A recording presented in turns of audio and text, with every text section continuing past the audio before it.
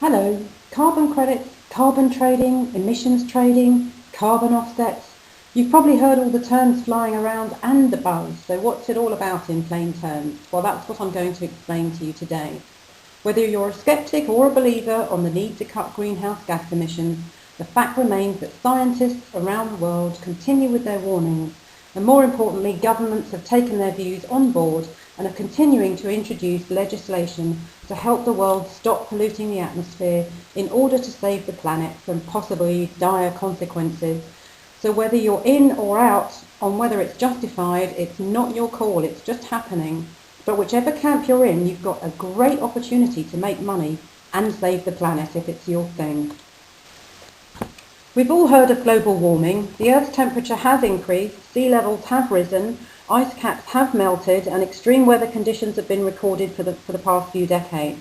Again, whether you think it's because too many greenhouse gas emissions have been released into the atmosphere and that the problem is due mainly to human activity, or whether you think it's part of the Earth's natural varying cycle, think Ice Age, measures are being introduced to try to slow and possibly reverse the process.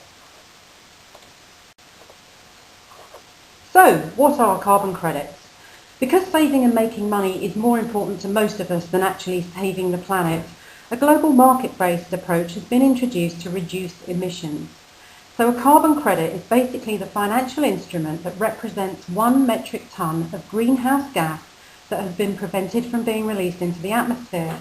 These credits, rather like that of a stock certificate, are generated by any entity that has been officially recognised as having produced the technology to reduce, store or avoid this measurable amount of pollution from being emitted. So projects like wind farms, solar energy, reforestation, recycling, etc. are all good examples. So why should you be excited about this and how can you make money out of it? The answer's simple. There's a good snapshot on the screen at the moment showing different examples of carbon credit trading, but the basic principle is this. Some entities produce more pollution than they are permitted and have to purchase carbon credits to offset them in order to comply. Others produce less and can trade the credits from the emissions that they have stopped producing to any entity that needs to purchase credits to comply. There are basically two markets, the compliance market, which was born out of the Kyoto Protocol, and the voluntary market, which operates outside of this regime. The voluntary market is really the one you should get excited about in particular, and here are a few reasons why. In Europe, there's already an emissions trading scheme, the EU ETS, which started in 2005 in compliance with Kyoto, but a similar system is still a work in progress in America, which is of course one of the world's largest polluters.